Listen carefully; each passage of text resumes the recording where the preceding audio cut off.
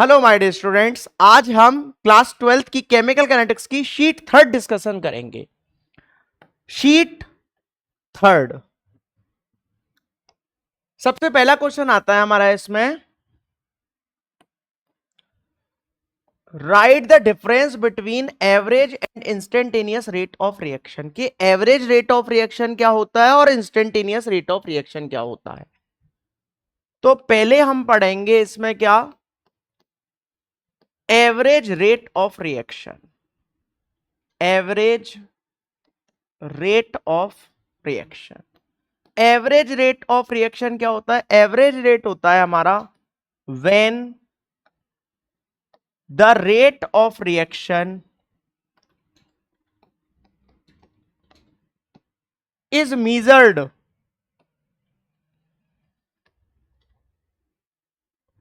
when the rate of reaction is measured over a long time interval,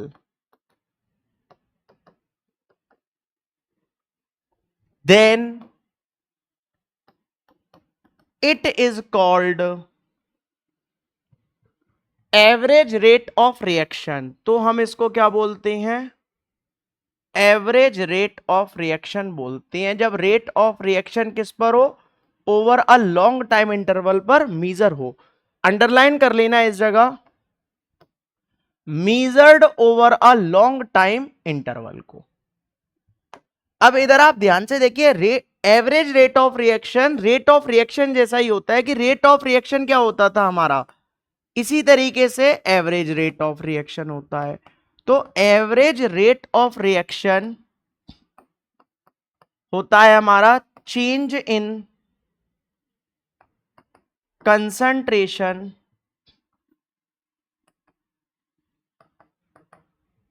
upon change in time. यही तो होता है हमारा average rate of reaction. अब मैं बात किसकी कर रहा हूं? एवरेज की। इसलिए रेट को तो मैं आर से लिख रहा हूं और एवरेज है इसलिए मैं इस जगह एवीजी लिख दे रहा हूं। लॉन्ग टाइम इंटरवल के लिए याद रखना हम किसका यूज करते हैं? डेल्टा का यूज करती हैं। और इसी तरीके से जो इंस्टेंटेनियस आएगा वो होता है पर्टिकुलर मूवमेंट ऑफ टाइम या फिर over a very short time interval के लिए होता है। तो वेरी शॉर्ट टाइम इंटरवल के लिए क्या होता है? डिफरेंशिएशन वाला डी यूज होता है, जो हमने क्लास 11th में लिमिट्स एंड डेरिवेटिव में पढ़ा था। इस जगह लॉन्ग टाइम इंटरवल के लिए क्या होता है? डेल्टा यूज होता है।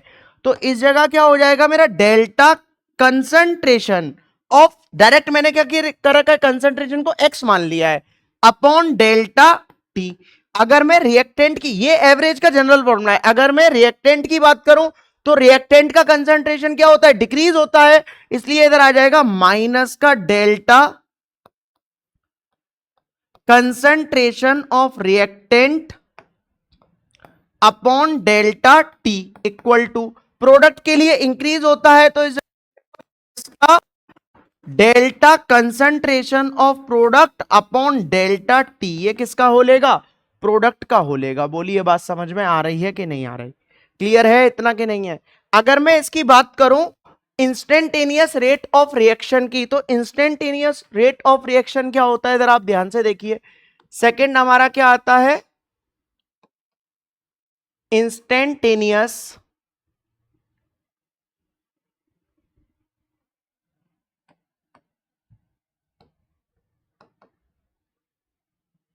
Rate of reaction. Instantaneous rate of reaction क्या होता है? When the rate of reaction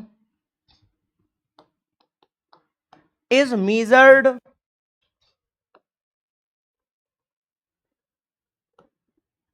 over a particular movement of time।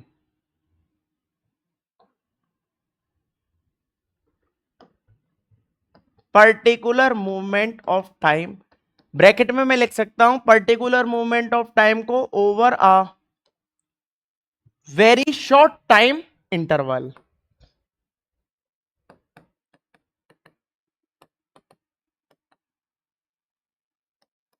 Is called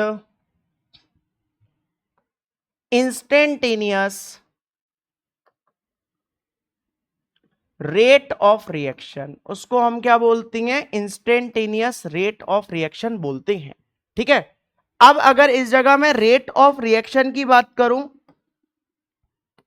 तो रेट ऑफ रिएक्शन आपको पता है एज इट इज वैसा ही होता है, change in concentration upon change in time, लेकिन इस जगह इंस्टेंटेनियस चल रहा है तो इंस्टेंटेनियस प्रॉपर लिख देता हूं मैं।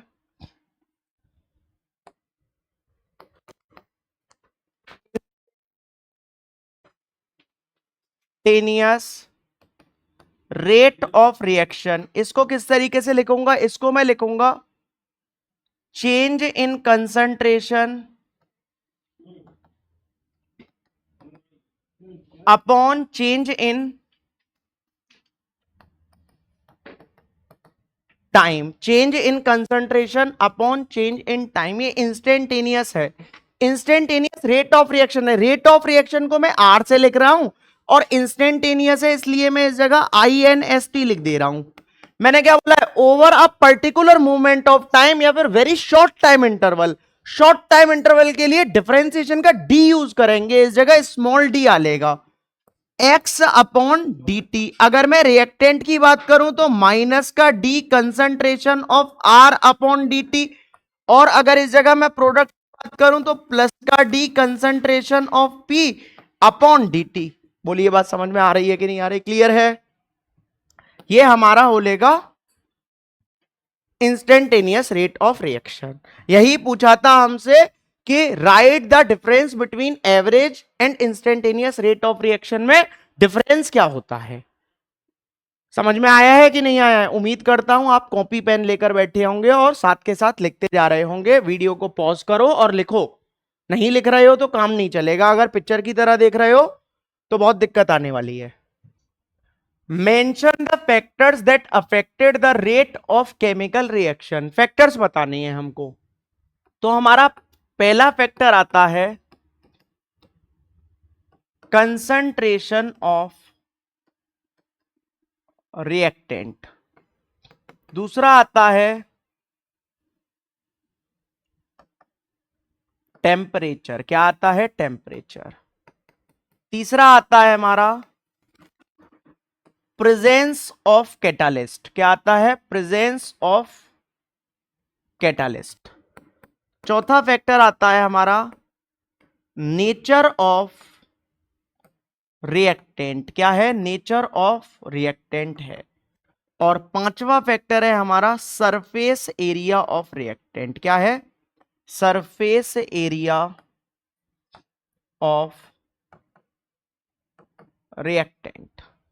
बोलिए इतनी बात समझ में आ रही है कि नहीं आ रही है? क्लियर है? इधर देखिए नेक्स्ट हमारा आता है how can average and instantaneous rate of reaction can be determined from the plot of concentration versus time. मतलब इन शॉर्ट है इसकी ग्राफिकल रिप्रेजेंटेशन मांग रहा है एवरेज रेट की और इंस्टेंटेनियस रेट की। तो इधर आप ध्यान से देखिए, सबसे पहले मैं बात करता हूं एवरेज रेट की। Average rate of reaction. अब एवरेज रेट ऑफ रिएक्शन मैंने क्या बोली है कि when the rate of reaction is measured over a long time interval, और एवरेज रेट को मैंने आर से लिखा, एवरेज है इसलिए एवीजी लगा दिया, delta X upon delta T से रिएक्टेंट की बात करूंगा तो माइनस का concentration of reactant upon delta T, product की बात करूंगा तो प्लस का concentration of product upon delta T. कोई दिक्कत नहीं होनी चाहिए। इतनी बात समझ में आ रही है कि नहीं आ रही? उम्मीद करता हूं कि इतनी बात समझ में आ रही होगी। अब इस जगह आप ध्यान से देखिए कि बात आती है मेरी किसकी? फॉर रिएक्टेंट की बात आती है। रिएक्टेंट के लिए अगर मैं बात करूं तो रिएक्टेंट का जो हमारा ग्राफ है वो इस तरीके से होता है। ये किसका ग्राफ है? रिएक्टेंट का ग्राफ है। इस जगह मैं क्या ले रहा हूं? टाइम ले रहा हूं जो कि टी है, और इस जगह मैं क्या ले रहा हूं? कंसंट्रेशन ले रहा हूं जो कि क्या है? आर है, क्या है, आर है कंसंट्रेशन, ठीक है ना। अब इस जगह 0 है ओरिजिन, अब इस जगह देखो 0, 1 सेकेंड, 2 सेकेंड, 3 सेकेंड, 4 सेकेंड, तो इस जगह मेरा कोई टाइम आएगा t1 मान ले रहा हूं, और इस जगह टाइम को क्या मानना हूं, इस जगह कंसंट्रेशन को R1 मानना हूं, इस जगह टाइम को T2, और इस जगह कंसंट्रेशन को R2। कोई दिक्कत नहीं होनी चाहिए। अब रिएक्टेंट की एवरेज रेट लिखनी है तो किस तरीके से लिखूंगा, delta X upon delta T, है तो जनरली हम लिखते हैं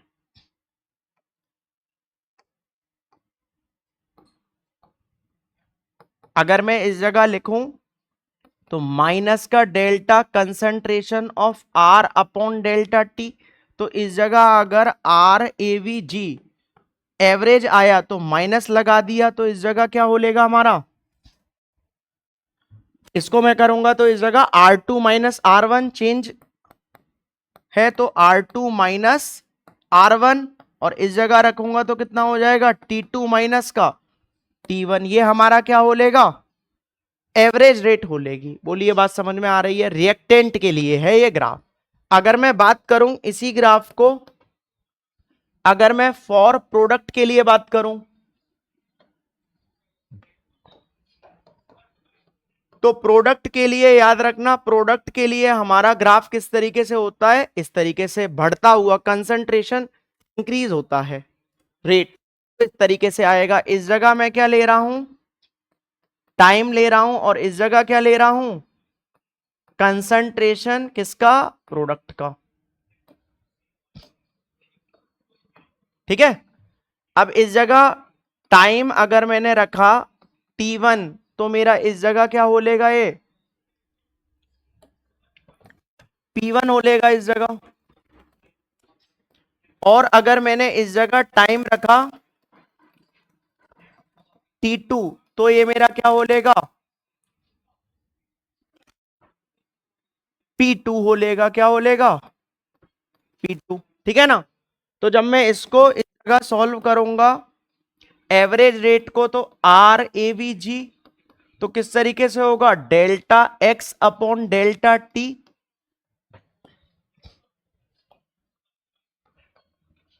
इक्वल टू, तो इस जगह किस तरीके से आ जाएगा मेरा, माइनस का, सॉरी प्लस का change in concentration of product upon delta T.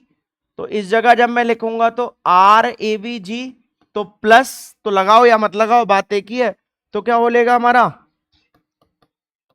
P2 minus का P1, और अपॉन T2 माइनस का T1। बोलिए बात समझ में आ रही है कि नहीं आ रही, क्लियर है कि नहीं है, उम्मीद करता हूं कि समझ में आ रहा होगा। अगर मैं बात करूं अब इंस्टेंटेनियस के लिए ग्राफ किस तरीके से ड्रॉ होगा, तो ध्यान से आप इधर देखिए, इंस्टेंटेनियस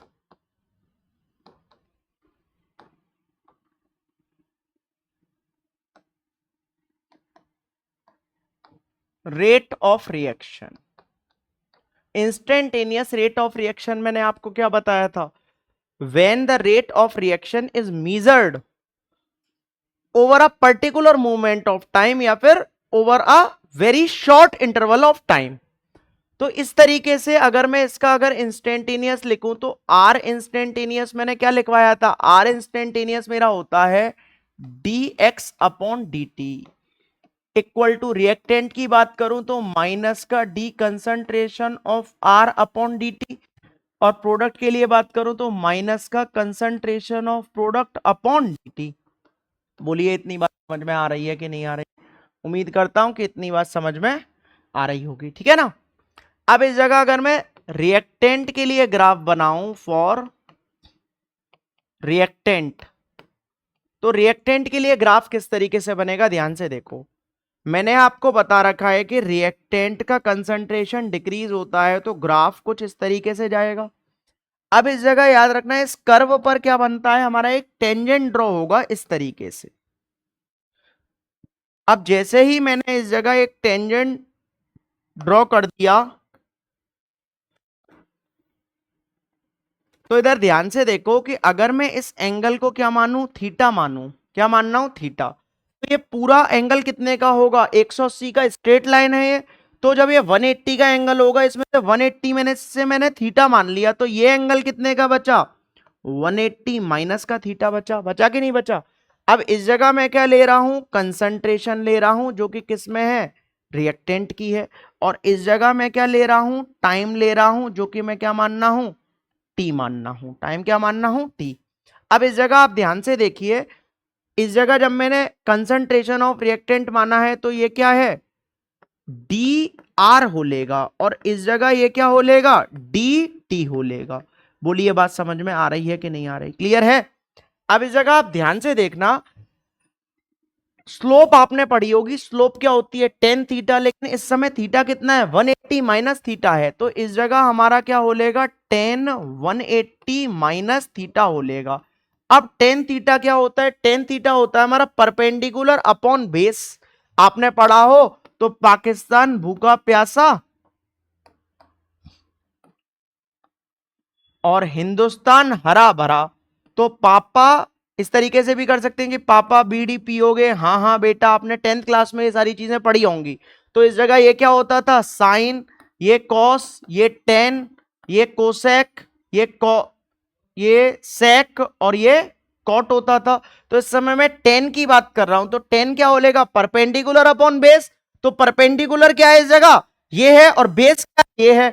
तो परपेंडिकुलर इस जगह लगाऊंगा तो डी कंसंट्रेशन ऑफ आर और डी टी, और टेन 180 माइनस थीटा कितना होता है, टेन 180 माइनस थीटा, याद रखना माइनस का टेन थीटा होता है। इधर ध्यान से आप देखो, क्लास 11th में आपने पढ़ा होगा ट्रिग्नोमेट्री में ASTC रूल। इस जगह क्या होता था, ऑल पॉजिटिव होता था ये फर्स्ट क्वाड्रेंट में, सेकंड में क्या होता था, साइन और कोसेक पॉजिटिव, बाद बाकी सब नेगेटिव। ये क्या है, टेन और कॉट पॉजिटिव, बाद बाकी सब नेगेटिव। ये क्या है, कॉस और सेक पॉजिटिव, बाद बाकी सब नेगेटिव होता था। बोलिए बात समझ में आ रही है कि नहीं आ रही, क्लियर है कि नहीं है। तो इस जगह आप ध्यान से देखो, ये 0 डिग्री, ये कितना होगा, ये हमारा होगा 90 डिग्री, ये कितना होगा 180 डिग्री, और ये कितना होगा 270, ये कितना होगा 360 डिग्री। तो इस जगह 180 में से क्या हो रहा है, कुछ अगर ऐड होता तो थर्ड क्वाड्रेंट में लाई करता, लेकिन ऐड नहीं हो रहा, माइनस हो रहा है। तो माइनस होगा तो क्या हो लेगा, सेकंड क्वाड्रेंट में लाई करेगा, लेकिन सेकंड क्वाड्रेंट में तो मेरा साइन और कोसेक ही पॉजिटिव होगा, बाद बाकी सारी चीज क्या होंगी, नेगेटिव होगी। इसलिए मेरा क्या आया है, माइनस आया है इस जगह, माइनस का 10। अब इस जगह क्या होता है, 180 हमारा कैसा इवन फंक्शन है, इसलिए 10 सेम रहता है, ऑड होता तो 10 का कॉट बन जाता। बात समझ में आ रही है कि नहीं आ रही, उम्मीद करता हूं कि आ रही होगी। मैंने आपको क्लास 11th की और क्लास 10th की मैथ्स भी इस समय जितनी यूज हो रही है उतना सिखाने का ट्राई किया है। आ रहा है समझ में कि नहीं आ रहा है, नहीं आ रहा हो तो उसको रिपीट करो और देखो, ठीक है ना। अब इधर आप ध्यान से देखिए,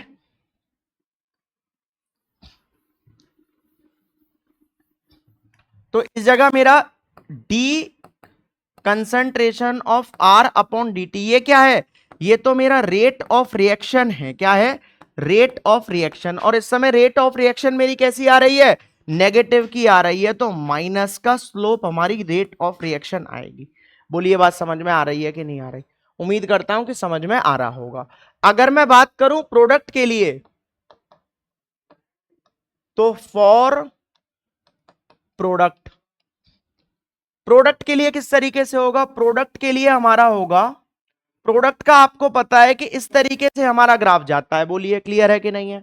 अब इस जगह आप ध्यान से देखो, इस पर अगर मैं टेंजेंट ड्रॉ करूंगा तो इस तरीके से ड्रॉ करूंगा, और इस तरीके से मेरा क्या होगा, ट्राइंगल, ये क्या होगा, थीटा। और इस जगह कंसंट्रेशन है, और वो भी किसकी है, प्रोडक्ट की है। और इस जगह मेरा टाइम है, जो कि क्या है, टी है, तो ये मेरा क्या हो लेगा, डी टी, और ये मेरा क्या हो लेगा, डीपी। बोलो बात समझ में आ रही है कि नहीं आ रही। अगर मैं इस जगह लिखूं तो टेन थीटा, अगर मैं लिखूं तो टेन थीटा क्या होगा, परपेंडिकुलर अपॉन बेस। परपेंडिकुलर क्या है, डी कंसंट्रेशन ऑफ पी, और ये क्या है, बेस मतलब dt। इस समय मेरा रेट ऑफ रिएक्शन कैसी आ रही है, पॉजिटिव आ रही है। कैसी आ रही है, पॉजिटिव, मतलब पॉजिटिव स्लोप है रेट ऑफ रिएक्शन। बोलिए बात समझ में आ रही है कि नहीं आ रही, उम्मीद करता हूं कि इतना आपको समझ में आ रहा होगा, क्लियर है। इधर आप ध्यान से देखिए, नेक्स्ट नेक्स्ट क्वेश्चन हमारा आता है, which of the following expression is for the rate of reaction given below. हमें रिएक्शन क्या दी हुई है, सबसे पहले तो मैं इस जगह रिएक्शन नोट कर रहा हूं। रिएक्शन हमको दी है 5Br negative plus BrO3 negative plus 6H positive gives 3Br2 plus 3H2O, ये हमको दे दी है, ठीक है ना। अब इस जगह मैं इसके लिए रेट ऑफ रिएक्शन लिख रहा हूं। क्या लिख रहा हूं? रेट ऑफ रिएक्शन लिख रहा हूं होल के लिए। तो ध्यान से आप इधर देखना बिल्कुल। तो इस जगह मैं कैसे लिखूंगा, 1/5 माइनस का delta concentration of Br negative upon delta T, और इस जगह अगर मैं लिखूंगा तो माइनस का delta concentration of BrO3 negative upon delta T, और अगर मैं इस जगह लिखूंगा तो किस तरीके से लिखूंगा, 1/6 माइनस का delta concentration of H positive upon delta T, इस जगह 1/3 प्लस का delta concentration of Br2 upon delta T, और इस जगह अगर मैं लिखूंगा तो 1/3 प्लस का delta concentration of H2O upon delta T. कोई दिक्कत नहीं होनी चाहिए। अब इस जगह आप ध्यान से देखिए, इस जगह सबसे पहले ऑप्शंस देखिए, ऑप्शंस में क्या क्या दिख रहा है, एक तो Br दिख रहा है और H पॉजिटिव, सारे ऑप्शंस में मेरे को यही दिख रहा है। तो इसका मतलब मेरे को एक तो Br नेगेटिव से मतलब है और एक H पॉजिटिव, मैं दोनों को इधर लिख रहा हूं। तो 1/5 माइनस का delta Br negative upon delta T equal to 1/6 minus का delta concentration of H positive upon delta T. कोई दिक्कत नहीं होनी चाहिए। देखो माइनस से तो माइनस गया, इसको मैं उधर भेज दे रहा हूं। तो delta concentration of Br negative upon delta T, इसको अगर मैं उधर भेज दूंगा तो 5/6 delta concentration of H positive upon delta T हो लेगा। बोलिए बात समझ में आ रही है कि नहीं आ रही, क्लियर है कि नहीं है? तो इस जगह ये ऑप्शन कौन सा दिख रहा है आपको, 5/6 ये दिख रहा है मेरे को। कौन सा हो जाएगा, C option is a correct answer. बोलिए बात समझ में आ रही है कि नहीं आ रही? उम्मीद करता हूं कि आपको समझ में आ रहा होगा, ठीक है ना। इधर देखिए next, in the formation of sulphur trioxide by contact process, reaction दे रखी है हमको 2SO2 plus O2 gives 2SO3, the rate of reaction was measured as, ये हमको दे रखा है गिवन में माइनस का D concentration of O2 upon dt 2.5 into 10⁻⁻⁴ mole litre inverse second inverse. ये हमको क्या दे दिया है, गिवन में दे दिया है। The rate of reaction expressed in terms of SO3 में बताना है। अब SO3 कहां है, हमारा प्रोडक्ट में, और प्रोडक्ट का क्या होता है, अपीयरेंस होता है। तो इस जगह मेरे को फाइंड क्या करना है, प्लस का D concentration of SO3 upon dt, ये मेरे को फाइंड करना है।